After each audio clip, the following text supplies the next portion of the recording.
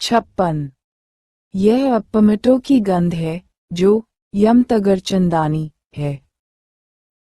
देवताओं में सील की सुगंध सर्वोत्तम है।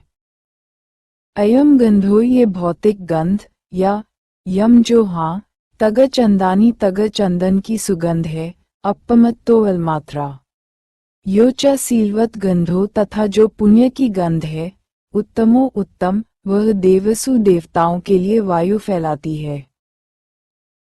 जो ये तग चंदन की सुगंध फैलती है, वह अल्प मात्रा में है, परंतु जो ये शीलवानों की सुगंध है, यह उत्तम है और देवताओं तक फैलती है।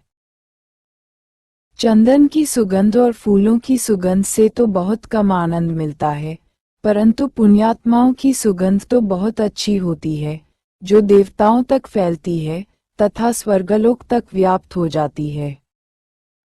फूलों की सुगंध भौतिक गंध है, सीमित होती है और वहीं तक पहुंचती है जहां तक हवा ले जाती है। ये बहुत कम मात्रा में बहुत कम समय के लिए होती है। थोड़ी देर सुगंध फैलाकर फूल कुम्हला जाते हैं और जमीन पर गिर जाते हैं। शील सद्गुणों की सुगंध मनुष्य के मन से संबंधित है और मन का कार्यक्षेत्र असीम है, काल असीम है। शीलवान व्यक्ति असंख्य लोगों को धम्म के सद्मार्ग पर चलने के लिए प्रेरित करता है। शील जागृत लोगों की सुगंध है। वे अपने चित्त में विकसित की गई शील और प्रज्ञा के प्रभाव से लोगों के जीवन में कायापलट करते हैं। उनकी प्रेम, करुणा और मैत्री की सुगंध से देवता भी प्रसन्न होते हैं। देवता कौन होते हैं? देवी देवता कोई आकाश में नहीं बसते हैं, वे तो हमारे आसपास ही रहते हैं। देवता का अर्थ है हमारे चित्त की ऊंची तरंगे। हम सामान्य जन चित्त की जिस दशा या तरंग पर जी रहे हैं, इससे भी ऊंची तरंगे। देवता का अर्थ होता है मनुष्य से ऊपर शुद्ध चित्त की तरंगे। देवता अर्थात साधारण मनुष्य से ऊंचा चिंतन, मनन, ध्यान, दान, कल्याण करने वाले लोग, शीलवान, प्रज्ञावान लोग। इसीलिए जब हमारे आसपास कोई ऐसे ही व्यक्ति मिलते हैं तो हम यही कहते हैं मनुष्य नहीं, देवता है। देवता से भी ऊपर की और अंतिम अवस्था तो निर्वाण है, बुद्धत्व है। इसीलिए तथागत कहते हैं शीलवानों की सुगंध तो देवताओं तक फैलती है। शीलवानों के मार्ग को मार नहीं रोक सकता।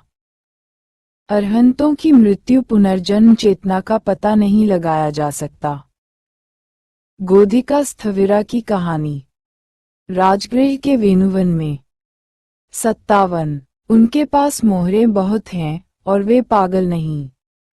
सम्मदा विमुतन मारो मग्गा न विंदती। तेषा संपन्नशीलनम जो लोग गुणों से संपन्न हैं, वे पुण्यवान हैं और अपमादविहारी न प्रमाणित होकर सावधानी से भोगने वाले हैं। वे समंजविमुक्ताना सम्यक ज्ञान से संपन्न होकर मुक्त हो जाते हैं। उनके मगगो निर्वाण पथ में मन के विकार को मारो मारो न विंदती बाधा नहीं डाल सकती, जान नहीं सकती। जो शील संपन्न हैं, प्रमाद रहित होकर विचरण करते हैं, सम्यक सत्य ज्ञान द्वारा विमुक्त हो चुके हैं, उनके मार्ग में मार मन की बुरी वृत्तियां विकार नहीं रोक सकता। मारा कभी भी सच्चे पुण्यवानों का मार्ग नहीं पाता, जो सावधान रहते हैं और पूर्ण ज्ञान से मुक्त हो जाते हैं। जो शीलवान है, सदाचार का जीवन जीता है। प्रमाद, आलस्य, असावधानी, राग द्वेष मोह छोड़कर ध्यान अभ्यास करता हुआ विहरता है।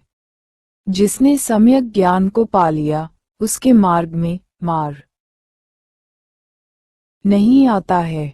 मन के विकार जो मनुष्य के दुखों के कारण है, यही मार जो बार बार साधक की राह में आकर बाधा डालता था। शील संपन्न होने के बाद मार की हिम्मत नहीं होती है, सिर्फ हार ही होती है। जो मन को निर्मल कर ज्ञान से मुक्त हो जाता है, उसके निर्वाण पथ में किसी भी तरह के मन के विकार, मन की कमजोरियां नहीं आ सकती। बुद्धों का श्रावक अपनी प्रज्ञा से प्रकाशमान होता है, Greatness may found even amongst the basest. The wise outshine worldlings. गरदत निगंठ श्रावक की कहानी। श्रावस्ती के जेतवन में। 58 संकराधना की तरह मैं महान पथ में खो गया हूँ।